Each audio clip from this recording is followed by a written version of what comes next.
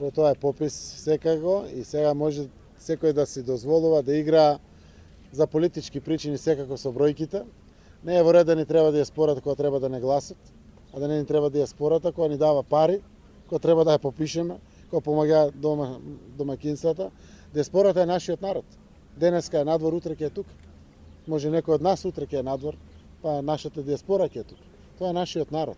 Ние си го попишуваме целиот наш народ, без разлика дали е дома или надвор, и секако податоците кои што ги земаме за граѓаните што ни живеат дома или резидентното население се податоци кои што влегуваат во употребата заради тоа што прилеп го развиваме согласно бројот на жителите кои што ни живеат тука.